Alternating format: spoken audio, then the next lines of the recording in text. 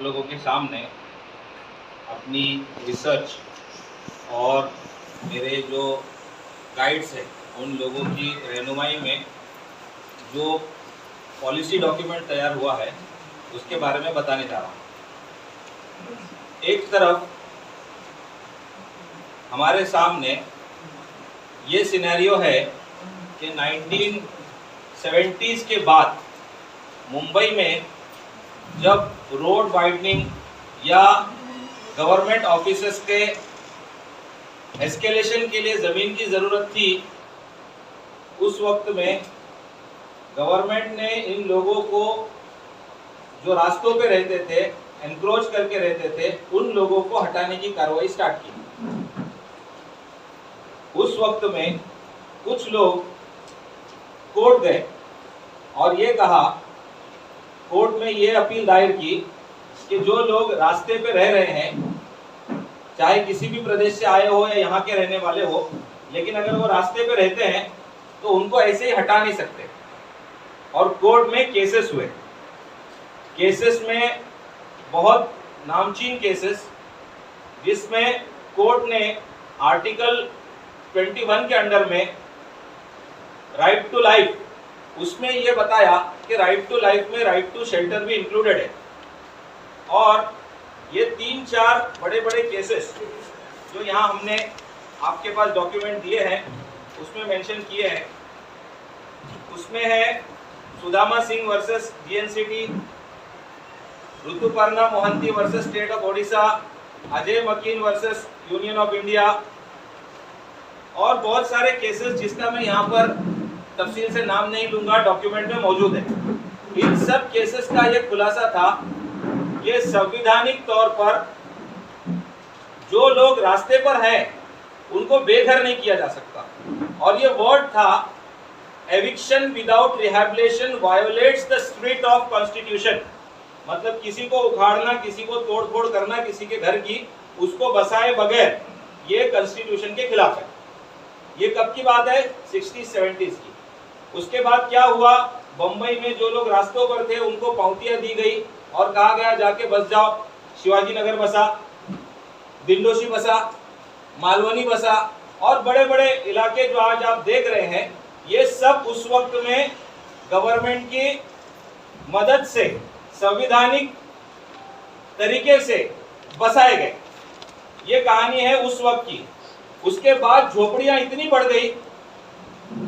गई कि गवर्नमेंट को वो झोपड़ियां, जिनको वो पावतियां मिली थी रास्ते से हटाने की, उन्होंने भी झोपड़ी बनाई और जिनको कुछ नहीं था वो भी गांव से आके झोपड़ी बनाते गए और वो झोपड़ियां बढ़ती गई। ये सिर्फ मुंबई की कहानी बोल रहा हूँ। इस तरह से पुणे में, नासिक में, हर जगह, हर सिटी में माइनर केसेस इस तरह के हैं। तो ये जब बस गई तो गवर्नमेंट ने एक स्कीम लाई, स्लम रिहैबिलिटेशन स्कीम, जिसमें जिन लोगों को रास्ते से निकाला गया था उन्होंने चाली बांधी, उसके ऊपर और बांधा, उसके ऊपर और बांधा, उन लोगों को बसाने के लिए एक स्पेशल स्कीम लाई। और ये महाराष्ट्र का दिल है, ये महाराष्ट्र के लोगों का दिल है कि यहाँ पर सबको बसाया। ये महाराष्ट्र की विधानसभा, यहाँ के नेता, यहाँ की विधान परिषद, सब लोगों ने मिलकर यह तय किया कि यहाँ जो आए हुए हैं उनको बसाएंगे।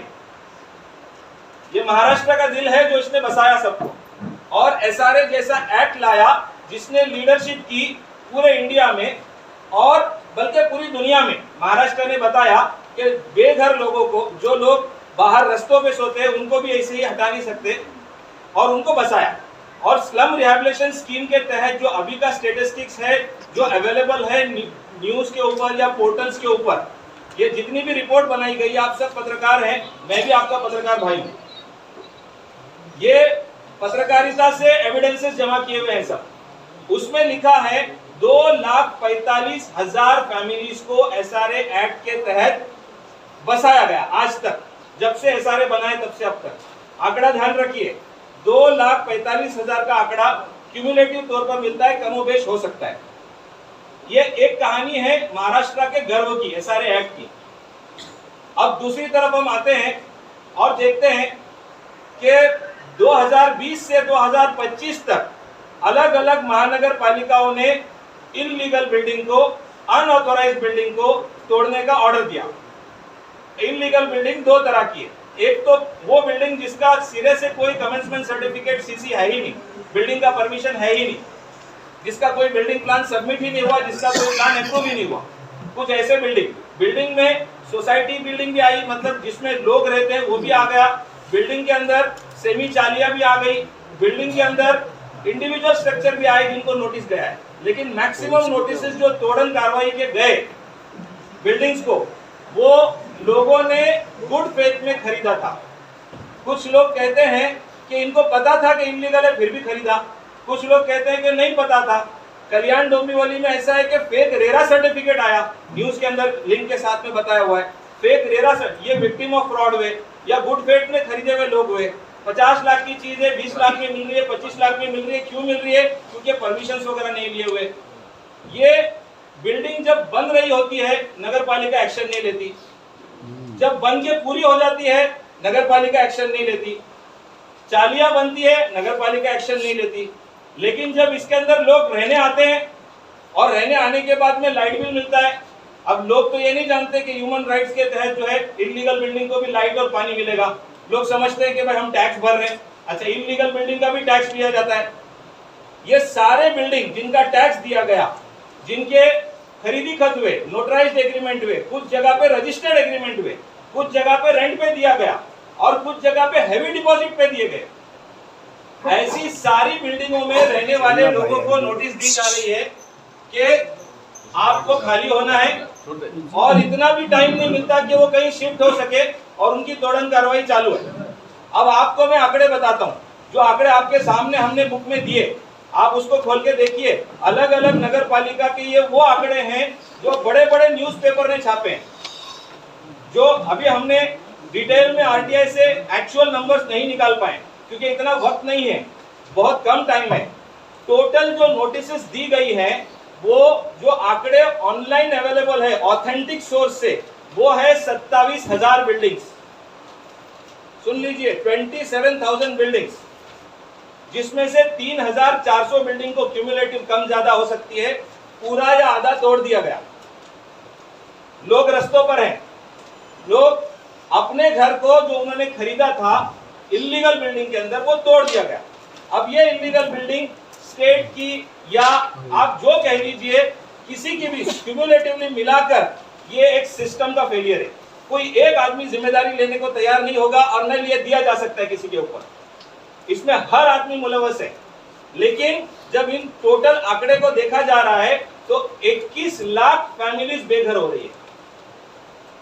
अब ध्यान से सुनिए, जो मैंने पहले स्टोरी बोली कि लोग मुंबई में आए, रास्तों पर रहे, उनको झोपड़े दिए गए और झोपड़े से मकान दिए गए सारे में, वो पूरे 40 साल में 2,45,000 फैमिलीज को बसाया। और दूसरी तरफ घर में रहने वाले, बिल्डिंगों में अपने घर में रहने वाले लोग, उन लोगों को, उन 21 लाख फैमिलीज को बेघर कर रहे हैं। तो ये कौन सा इम्बैलेंस है कि भाई जहां एक तरफ 2,45,000 लोगों को बसाने के लिए इतने साल लगे और 2,15,000 या 2.5 लाख 3 लाख फैमिलीज को एक नोटिस में तोड़ देंगे। अब जो कानून उस झुग्गी झोपड़ी वाले पर लागू है कॉन्स्टिट्यूशन का, वो इस पे लागू क्यों नहीं होता? Right to life, right to shelter अगर है हमारे संविधान में, तो उन लोगों के लिए भी है जो रास्ते पे थे, उनसे शिकायत नहीं है, लेकिन उन लोगों के लिए भी है जो बिल्डिंग में रहते हैं, जिनके घर तोड़े जा रहे हैं। तो हमने आज की पॉलिसी के अंदर ये स्टेटिस्टिक्स देकर हमने ये बताने की कोशिश की है कि उस वक्त जमीन पर रहने वालों को आपने बसाया था, आज टाइम आया है कि बिल्डिंग में रहने वालों को बसाओ। किसी की बिल्डिंग उस वक्त तक तोड़ी नहीं जा सकती संवैधानिक तौर पर, उसी कानून से, उसी स्टेट के ऑर्डर से। वही कोर्ट है सुप्रीम कोर्ट, वही कोर्ट है हाई कोर्ट। हमको समझ में यह नहीं आया कि महाराष्ट्र के पास इतनी अच्छी पॉलिसी है एसआरए की, तो ये इलीगल बिल्डिंग्स को एसआरए के अंदर कन्वर्ट करने के लिए कोई लेजिस्लेशन, कोई बिल, कोई ऑर्डर कुछ क्यों नहीं लाया। ये बात कहने के लिए हम आज यहाँ जमा हुए। हम चाहते हैं कि आपके माध्यम से ये बात पूरे महाराष्ट्र को जाए। हमारा ये डिमांड है, ये रिक्वेस्ट है, extend the slum rehabilitation framework to unauthorised building. मतलब जो स्लम रिहैबिलिटेशन का फ्रेमवर्क है पूरा, उसके अंदर से इंपॉर्टेंट चीजों को लेकर आप लोग अनऑथराइज बिल्डिंग पर लागू करो। क्या होगा इससे? 2.5 लाख नहीं, उससे भी ज्यादा लोग, 2.5 लाख को तो नोटिस दी गई है, उससे भी कई ज्यादा लोग, फैमिलीज बेघर होने से बचेंगे और स्टेट के ऊपर फाइनेंशियल बर्डन जीरो होगा। जैसे एसआरए के अंदर जब कोई डेवलपर आता है तो बिल्डर को वो झोपड़ियों के बदले में रिहैब की बिल्डिंग देना होता है और कुछ बिल्डिंग बना के बेचना होता है। तो क्या ये अनऑथराइज्ड बिल्डिंग को नहीं दिया जा सकता? दिया जा सकता है। जैसे झोपड़ों की गिनती हुई वैसे इसकी गिनती करो, जैसे उसकी जनगणना हुई इसकी जनगणना करो, और इसके साथ साथ ये फ्रेमवर्क भी लाना जरूरी है कि और बिल्डिंग ऐसे ना बने, ये काम रुक जाए कहीं। ये अनऑथराइज्ड बिल्डिंग कितनी बन रही है? 27,000 बिल्डिंग को तोड़ने का नोटिस है। हमारा एक दूसरा सर्वे है जिसमें आज के टाइम पर 10,000 नई बिल्डिंगें बन रही है। इसको कौन रोकेगा? ये स्टेट के फेलियर को रोकने के लिए स्टेट ने आगे आना चाहिए। हम ये डिमांड लेकर अलग अलग, सबसे पहले तो हम मुख्यमंत्री जी से मिलेंगे, उसके बाद गवर्नर साहब से मिलेंगे, और उसके बाद एकनाथ शिंदे जी से जो हाउसिंग के मिनिस्टर है, ठीक है, और उनके पास माड़ा है, उनके पास एसआरए है, उनके पास पीडब्ल्यूडी है, सारे खाते उनके पास है हाउसिंग के, उनसे मिलेंगे और ये रिक्वेस्ट करेंगे कि ये फ्रेमवर्क को लाइए। हमारे को इसमें कोई लेन देन नहीं है कि कौन सी पार्टी है, कौन से लोग हैं, ये फ्रेमवर्क आना चाहिए, लोग बेघर होने से बचना चाहिए, ये संविधान की दुहाई है, ये रिक्वायरमेंट है।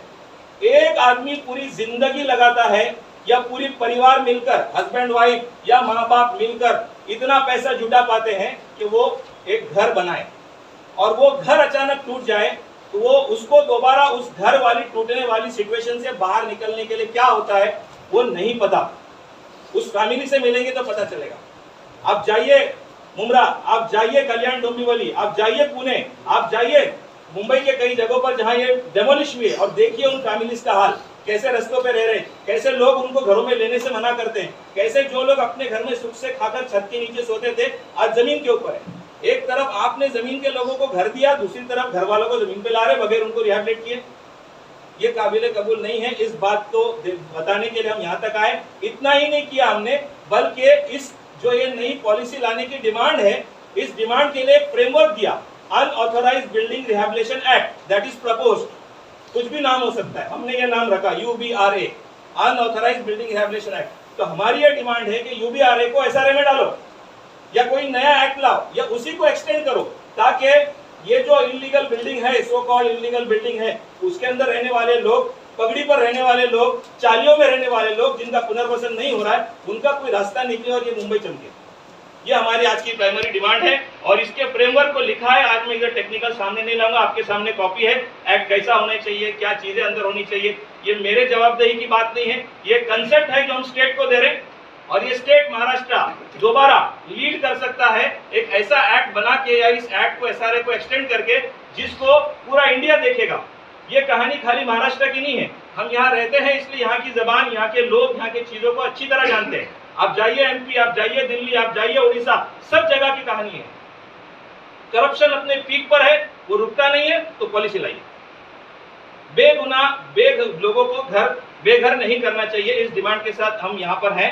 अगर आपको इस ताल्लुक से कोई